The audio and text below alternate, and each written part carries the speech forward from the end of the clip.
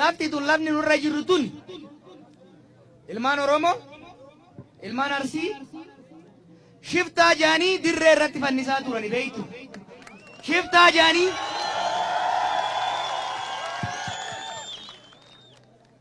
kalafa rabbi naa kenne abboota kiyya irraa dhaale irratti abbaan fedhe dhufee gibirna irratti tuule kaan qote irratti kaan facaase irratti kaan haame irratti irboofsiisoon kafalu jee kan bosonatti gale akka irraa Oromoon dammaqee bira dhaabachuu dhabuudhaan akka irraa miidiyaa dhabuudhaan akka irraa qeerroo gurmaa of biraa dhabuudhaan goota meeqa bareedaa meeqa jayna meeqa ilma Oromoo meeqa asuma jajuu tana keessatti Arboonyaa keessatti fannifamaa ture hin irraanfatinaa har'a dhufnee baddaa lagaa wal waamnee yeroo waliin agarru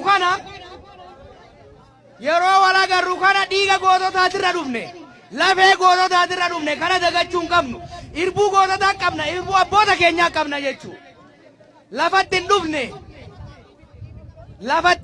lafeen dhufte malee lafan dhufne injifannoon tule takka kana akka yaadattaniif lammaffaa na dhageessanii wal dhageenyaami lammaffaa Oromoon gaafa durillee kan cabe biyya bareedduu tana ka harkaa saamame dhugaa dhabeetii miti onnee dhabeetii miti wal wallaalchisaniit adda addaan hiraniit baddaa lagaan qoodaniit gosa baasaniit amantiin addaan hiraniit kophaatti cabsan jechuu wiixaa beeytanii wiixaan jiraa baddaa kana wiixaan takka kophaatti hin cabdiimi yoo nadoo gootee hoo cabdi wanni nu mo'anneef qeerroo waan biraan seenaa ministeerri biraan jiru wanni taankii abbaa isa hayyee sukkara afaan hin nayinee biyya baafne waan biraati miti jechuudha. Wiixaa ta'uu dinnee tuulaa taanee itti duulle jechuudha. Na dhageessumi way wiixaa taanaa tuulaa taanaami har'allee hambaan hambaa isa hayyee warri sharrii fi shirrii ijaarirraa dhaale har'allee Oromoo addaan qooduu barbaada. Na dhageessu warri sharrii shirrii barate wiixatti nu deebisuu barbaada tuulaa keenya ni diigee wiixaa nu godhee akka kaleetitti nu gurgurachuu barbaada. Arsii dhageessu kalee gaafa qabsoofnu way Wallagga jenne Hararge way jenne Shawaa way jenne Elubbaabor way jenne Boorana way jenne nu Oromoo jenne falmanne miti har'a garuu warri sharrii barate warra shirrii fi siirii mallasa irraa dhaale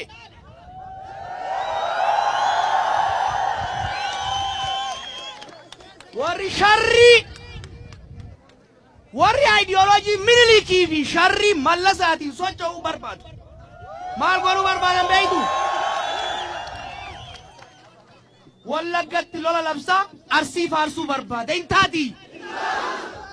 taati Wallagga fixaa Harargee faarsuun hin taati Gujii ilmaan ayyaa fixaa Boorana faarsuun hin taati ilma jaalatan furrii wajjiini malee Oromiyaaf Oromoo yoo jaalatan Oromummatti yoo amanan Oromiyaan teenya jedhanii yoo abdatan ummata kana yoo boonan tokkummaa Oromoo jabeessan malee Oromoo chirichaaroon bituuf gurguruuf hin qophaa'an jechuudha.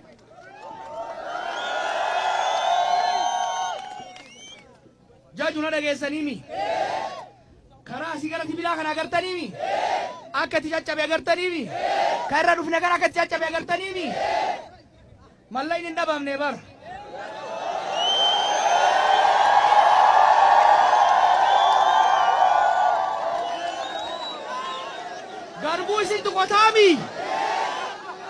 Garbuu isintu qotaami dachii rabbiin nuu kenneemi qotiyyoo kennaan qotanneemi humna kenna fuuraa kennaan qotanneemi hattuun karaa kana irraa nyaattee Adaama mana ittiin jaarratte kanaaf karaan caccabe.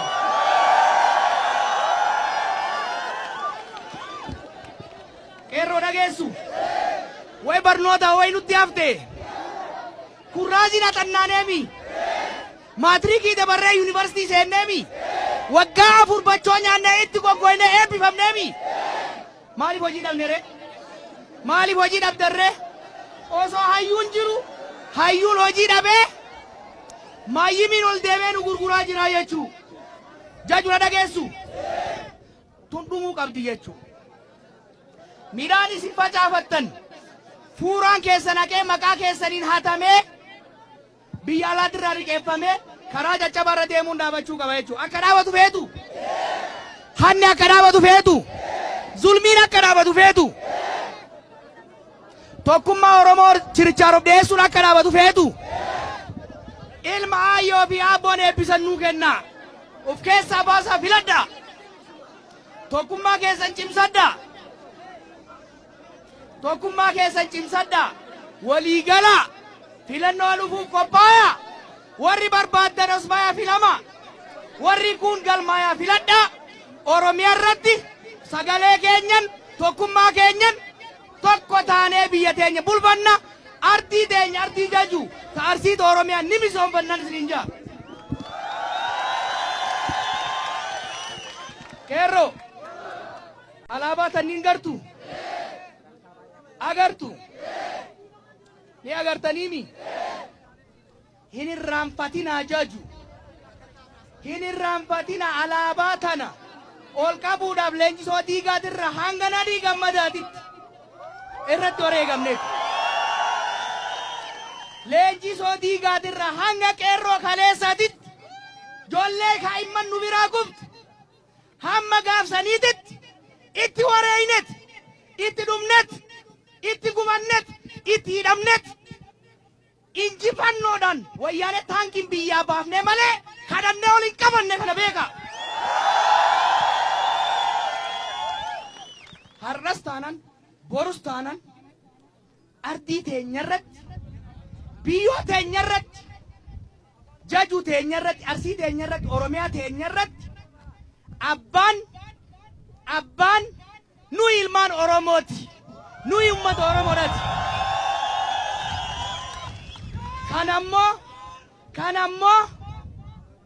Kanammoo doorsisaan nu harkaan buusan ajjeechaan nu harkaan buusan jaalalaan ummata keenya dhufanii filamanii ummata keenya dhufanii filamne deemna.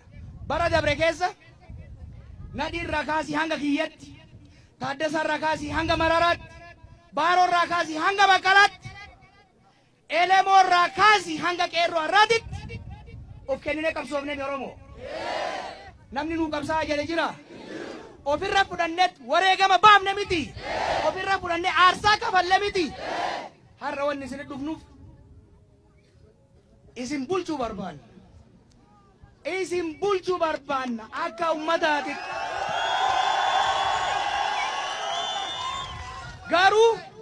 Garuu alagaan ergamne isinitti dhufuun barbaannu. Qawween isin bulchuun barbaannu. Kijibaan isin bulchuun barbaannu.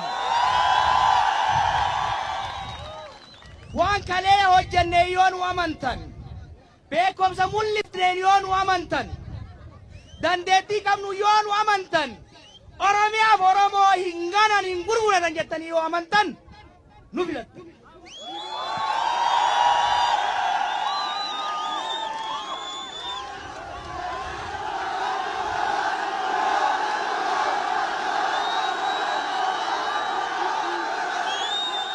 Yoo nu filattan ammoo nama isinii ta'u gaafa filattan mootummaa isin fakkaatu ta isiniif hojjettu qondaala isinii ergamu ka isinitti ergamu miti.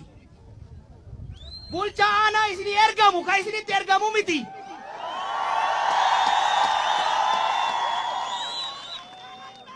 Bulchaa lubbuu isaatiin isinii kakatu ka isin gurguratu miti. Kanaan Oromiyaa gadhaamna. Heera heeraaf seera Oromtichaatiin, heeraaf seera Arsichaatiin, tagosaa sabaatiin, akka gadaatiin seera tumannee biyya bulfina malee ilaalcha Minilikii fi sharrii Mallasiin Oromiyaa irratti isin bulchinu kun waadaadha. Kanaaf Arsitiyya, Oromootiyya, wanni ani isin dhaamu filannoon tuni yoo jabaanne warri hoogganaa yoo hiramuu baannee sagaleen Oromoo akka hin hiramne goone isin ummanni sagaleen akka hin hidhamne yoo gootan qajeelaa of keessaa baatanii yoo nuu kennitan ilma haadhaaf abbaan eebbisan ka gandi beeku yoo nuu kennitan mootummaa Oromiyaa yoo gadhaabanne Oromiyaa hawwaa fi turre san kakumaa kitilaan itti wareegamneef san gadhaabuuf hiree qabna jechuudha. Yoo moo of irraanfanne, yoo wal irraanfanne, yoo akka isaan barbaadanitti gosayyeen adda hiramne, yoo amantiin adda nu qoodan, akka kaleessaatitti yoo kanu qoqqoodan taate, Oromiyaan kalee qabsoofneef sun, ka obboleeyyan keenya qaqqaalii itti dhabne sun, deebitee ideoloojii Minilikii fi sharrii Mallasiin buluuf deemti jechuu kana barbaaddu? Ni barbaaddu? Filannoof qophaayaa, waraqaa baafadhaa, nama of keessaa baasaa kaadhimadhaa, waan takka immoo hin shakkina. Hin shakkina. Hin shakkina. Hin shakkina. Asuma jira innillee anuma keessa jira.